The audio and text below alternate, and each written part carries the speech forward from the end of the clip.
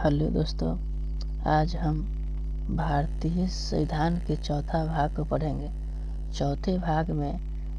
भारतीय संविधान के चौथे भाग में राज्य के नीति निर्देशक तत्व के बारे में बताया गया है। इस भाग में अनुच्छेद 36 से 51 तक है। इस भाग का परिचय हम लोग पढ़ेंगे। संविधान का भाग 4 भारत के संविधान के एक महत्वपूर्ण हिस्सा है। इसमें राज्य के नीति निर्देशक तत्व शामिल है। इस सिद्धांत को संविधान सभा ने आयरलैंड से लिया है। कहाँ से लिया है? आयरलैंड से। बहुत इम्पोर्टेंट क्वेश्चन है, ये ध्यान में रहना चाहिए। आयरलैंड से लिया गया है दोस्तों। नेक्स्ट, इसका उद्देश्य क्या है? इसका उद्देश्य भारत में एक कल्याणकारी राज्य की स्थापना करना, सरकार को नीति निर्माण में मार्गदर्शन देना, ये क्या है? इनका उद्देश्य है। इस भाग में मुख्य जो अनुच्छेद है 36 से 51 तक है।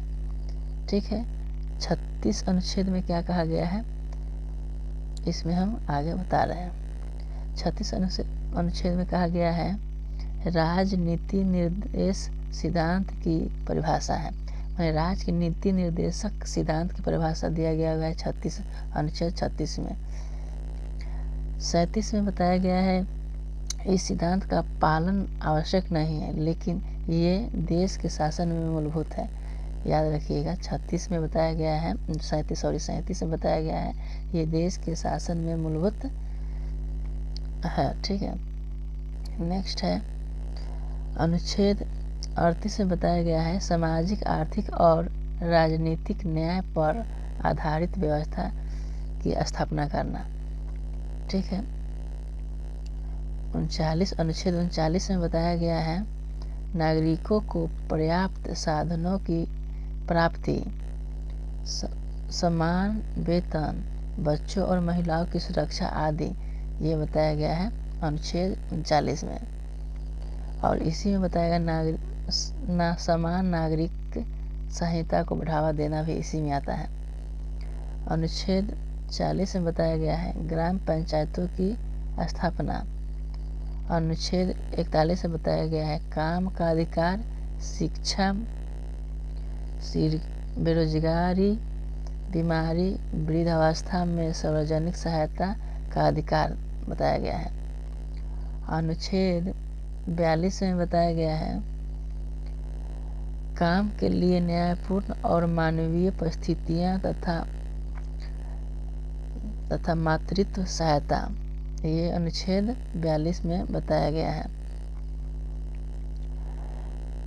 अनुच्छेद 42 में बताया गया है। नेक्स्ट क्वेश्चन है इसी में अनुच्छेद 43 में क्या बताया गया है? अनुच्छेद 43 में है मजदूरों के जीवन निर्वाह योग्य वेतन और सम्मानजनक जीवन स्तर का अधिकार, ये बताया गया है आपको अनुच्छेद 43 में। अनुच्छेद 43 के ए में या कह सकते हैं, इसमें बताया गया है उद्योगों में मजदूरों की प्रबंधन में भागीदारी, ये बताया गया है।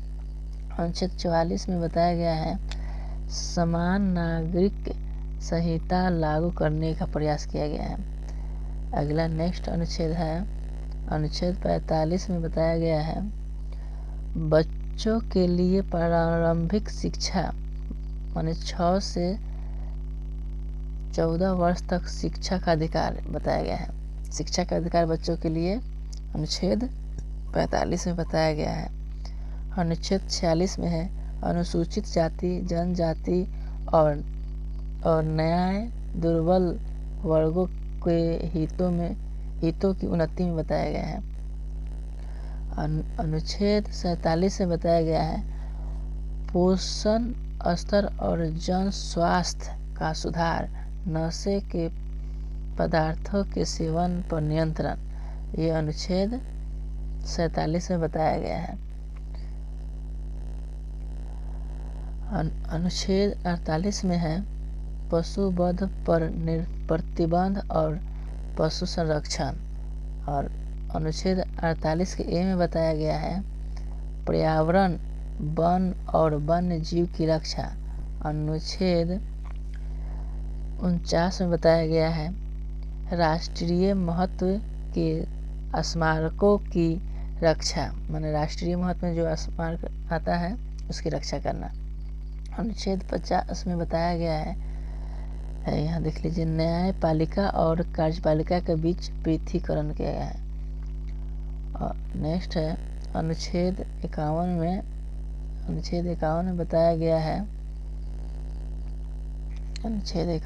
बताया गया है अंतर्राष्ट्रीय शांति और सुरक्षा का संवर्धन। नेक्स्ट है आगे भारतीय संविधान के 5वां भाग को पढ़ेंगे। ठीक है, इस भारतीय संविधान का 5वां भाग संघ से संबंधित है। ठीक है, नेक्स्ट यह भाग भारत की केंद्र सरकार की रचना, शक्तियों और कार्यों का वर्णन करता है।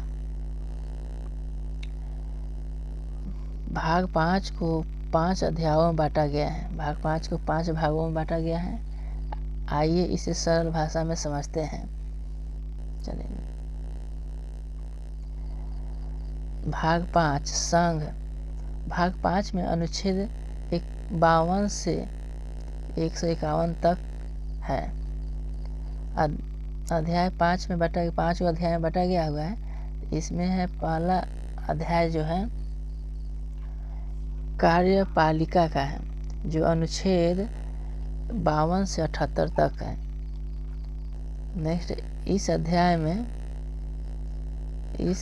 में हम लोग पढ़ेंगे में राष्ट्रपति, उपराष्ट्रपति, प्रधानमंत्री, मंत्रिपरिषद और अटॉर्नी जनरल के बारे में बताया गया है।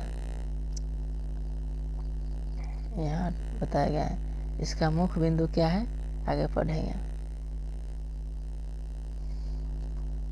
अनुच्छेद 52 भारत में एक राष्ट्रपति होगा। अनुच्छेद 52 में बताया गया है। अनुच्छेद 53 में कार्यपालिका शक्ति राष्ट्रपति में निहित है, ये भी बताया गया है। अनुच्छेद 54 से 62 तक राष्ट्रपति के चुनाव की प्रक्रिया, योग्यता, कार्यकाल और हटाने की प्रक्रिया ये है जो अनुच्छेद 54 से 62 तक की।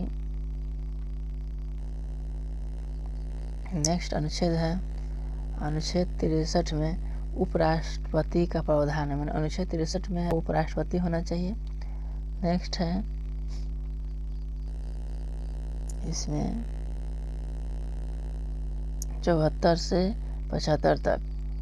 74 से 75 इसमें कुछ छूट गया है, हम अगले वीडियो में दे देंगे।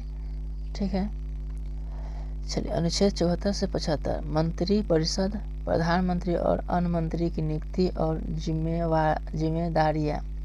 ठीक है, नेक्स्ट है अनुच्छेद 76 भारत का अटॉर्नी जनरल। ठीक है, नेक्स्ट है अनुच्छेद 77 से 78 राष्ट्रपति के कार्यों का निष्पादन और प्रधानमंत्री की जिम्मेदारी। और भाग 2 इसी में अध्याय 2 पढ़ेंगे। अध्याय 2 में क्या दिया गया है, यह है अध्याय 2 में संसद के बारे में बताया गया है, जो अनुच्छेद 79 से 122 तक है।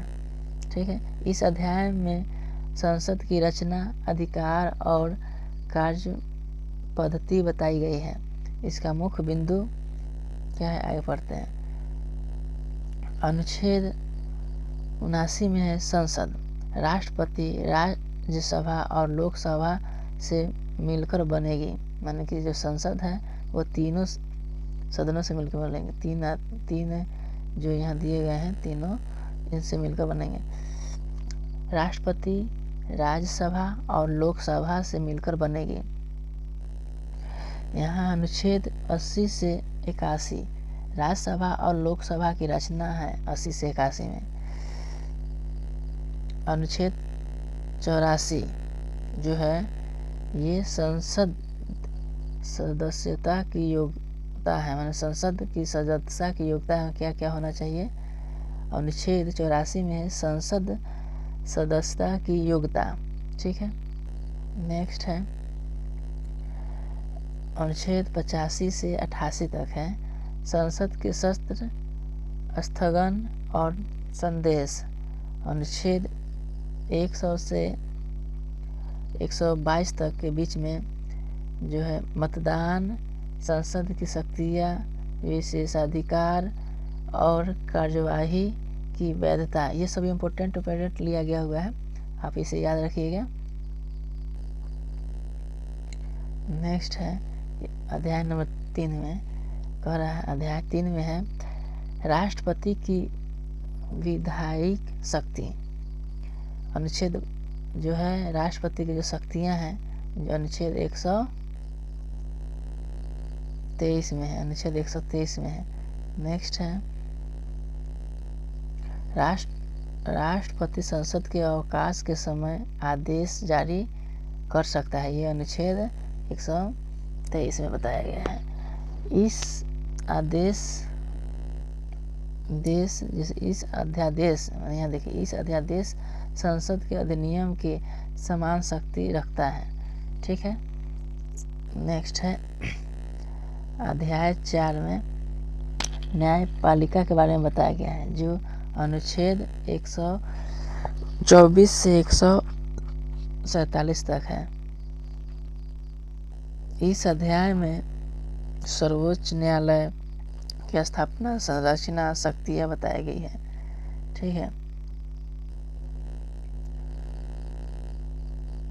मुख्य बिंदु है अनुच्छेद 124 सर्वोच्च न्यायालय की स्थापना। सर्वोच्च न्यायालय की स्थापना 124 में है अनुच्छेद 125 से 147 के बीच में।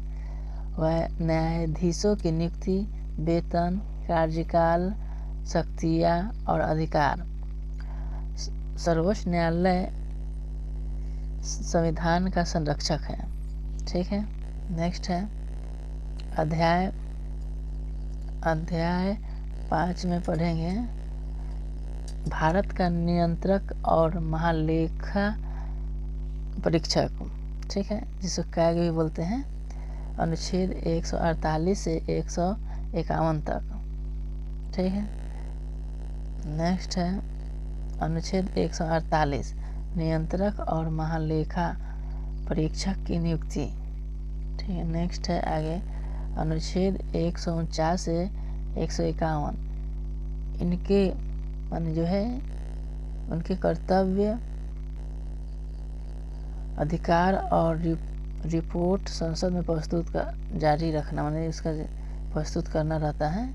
रिपोर्ट को जो है वह क्या करेगा, संसद में क्या करेंगे, जारी रखेंगे। नेक्स्ट है कैग सरकार की आर्थिक कार्यों की जांच करना। कैग मतलब यहाँ दिया हुआ है comptroller and auditor general of India, यही है, यहाँ पे देख सकते हैं, ये है। ठीक, देखिए दोस्तों, अगर आपको पीडीएफ के लिए टेलीग्राम ग्लोबल ज्ञान को फॉलो कीजिएगा तो आपको यह मिल जाएगा पीडीएफ। ठीक है, और नेक्स्ट वीडियो के लिए इंतज़ार कीजिए। अगर आपको पीडीएफ चाहिए तो ज्ञान ग्लोबल जो टेलीग्राम है उसको फॉलो कीजिए। ठीक है, ओके, जय हिंद, जय भारत।